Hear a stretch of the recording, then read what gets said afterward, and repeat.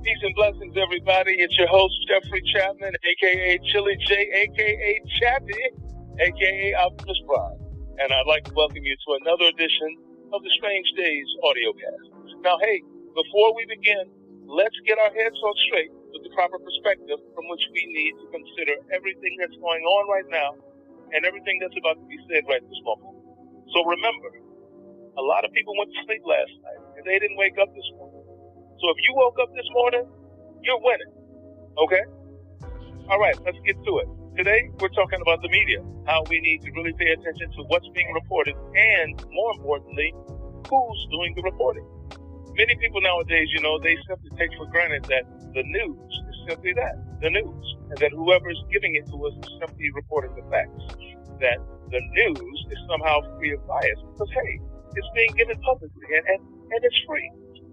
But this is not the case, unfortunately. Many people don't even know that most of the networks you watch, ABC, CBS, NBC, Fox, CNN, these are all privately owned networks with their own agendas. Matter of fact, a year or so ago, year and a half ago, Fox News settled a lawsuit that is filed against them by Dominion Voting Systems, who sued them because they publicly repeated the lies of Donald Trump that the election he had lost to Biden was rigged, and that Dominion Voting Systems had rigged its machines against him. Fox News ended up settling out of court for almost $900 million. And as a part of the agreement, they publicly stated that they are not a news company, that they are an entertainment company. So, hey, lying, it can be costly in a lot of different ways, people. Now, the example that I'd like to give about knowing what and who to news from, it's something of a personal one. I, myself, didn't pay attention to the media until after the terrorist attacks of 9/11. I remember waking up that morning like many of you and turning on my TV to see the image of one of the World Trade Centers with a smoking hole in it, and it was on every single channel. And then, to my horror, I watched as a second plane crashed into the other tower.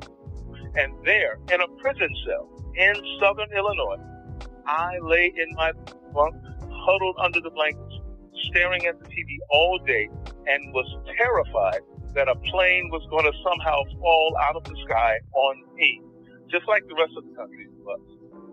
So, when they found out who was responsible, our government went after bin Laden and Al-Qaeda, and they bombed Afghanistan into the dust.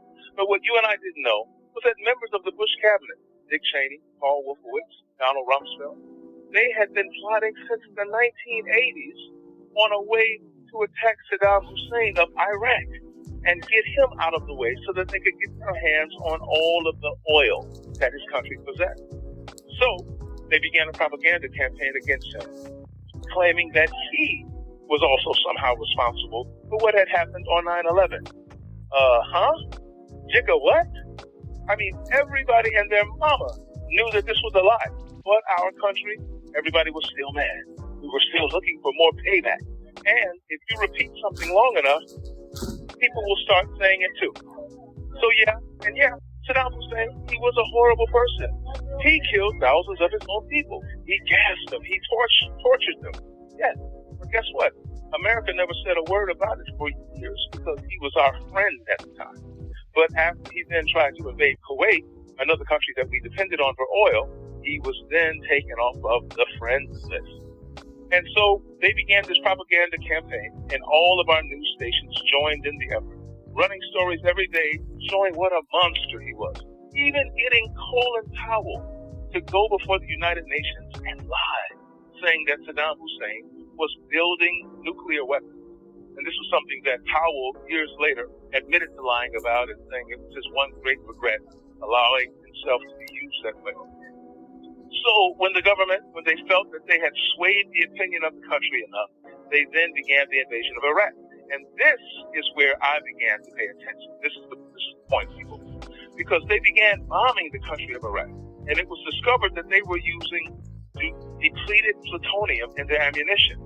And innocent Iraqi civilians were being poisoned with radioactivity as a result. So when there was an outcry, when people began asking questions, The government said, oh, well, it's too dangerous to go into Iraq right now. We can't even put our armed military troops on the ground. It's so dangerous. That was the official response, and all of the news networks reported it day after day after day. Saddam Hussein, he knew what it was really all about, though, and he immediately set all of his oil wells on fire. And you know what?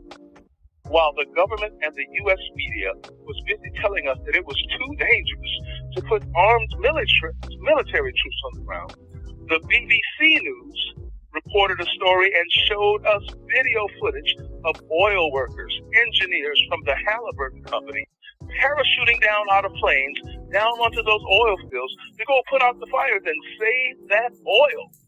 So it's too dangerous to put armed troops on the ground, but not too dangerous to put civilians on the ground to go save the oil.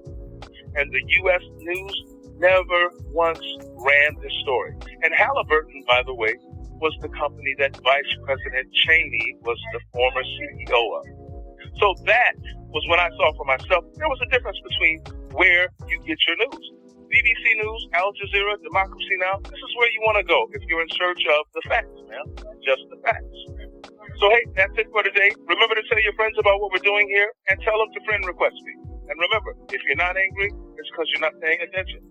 Peace and blessings.